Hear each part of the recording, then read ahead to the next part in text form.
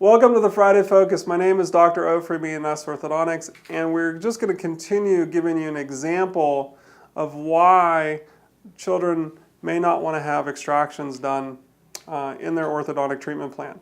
And so the first thing I want to talk about is give you this example.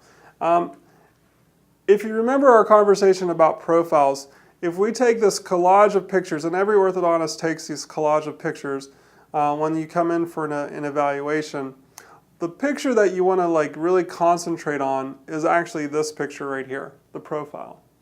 And the reason this is the most important picture is because it really determines what's going to happen for her. And so if we remember, one of the things that we want to do is if we drew a dot on her nose and a dot on her chin and I connected the two dots, what I want to do is make sure that the upper lip and lower lip is as close to that line as possible. And so if you take, if I had a magazine and I turned it to the centerfold and I said, okay, and I had 100 different profiles on that magazine, the one that's usually the most aesthetic that people would vote on is one where the upper lip and the lower lip actually meet close to 90 degrees. So what we're looking at is this angle right here. And so when you're looking at this, at the profile in this illustration, what you see is that she has an angle between her nose and her upper lip that's more than 90 degrees. So I don't want to make it more obtuse. I don't want the angle to get worse. And so what we would say is that this girl has a non-extraction profile. Now the question becomes, what parents come in and talk to us about is, they'll come in and see this. So this is before, this is after. And this is done with Damon treatment. But what you want to do is I'm going to kind of bring you to this picture.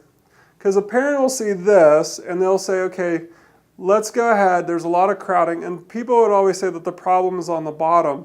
But actually the problem is on the top. Because the top is a little bit more narrow. And so we want to make the top wider in order to facilitate room for the bottom. And so what happens is, parents come in and they say, oh my God, there's so much crowding, and sometimes a dentist or a pediatric dentist wants to extract these baby teeth.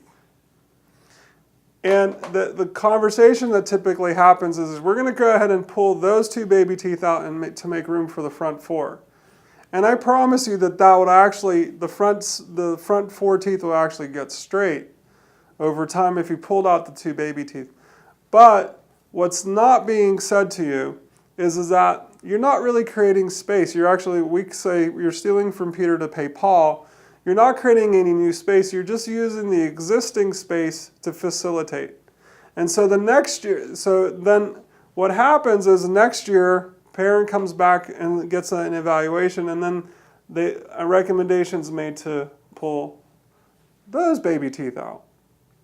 And so then you get to that point and the teeth start to come in, and then what happens is that when this person's ready for orthodontic treatment, they would actually say that they're going to actually pull the first premolars.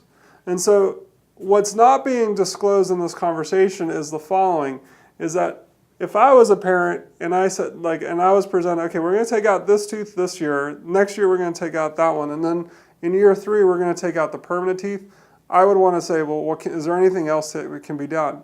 And that's what we did here, and that's what we're looking at.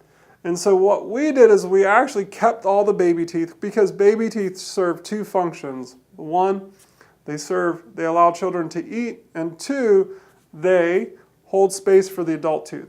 You can't imagine how many patients come in, or people come in, and they've had all these baby teeth extracted and they say, oh my God, we've been waiting for years for the teeth to come in. And so what we wanted to do is just illustrate that we can actually create space for the top and bottom teeth without having to pull any of the baby teeth. So you can see that here and there. So we've kept them. So sorry, you can see that we've kept them. So that actually would make a difference for them. And so one of the things that you would want to ask is, do you always necessarily have to have baby teeth extracted in order to make room for the adult teeth? And the answer is no.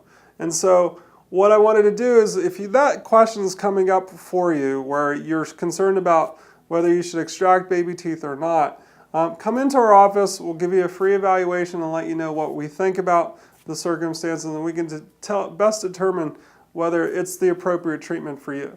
Have a great Friday and have a great weekend, and we'll see you next week at our next Friday Focus.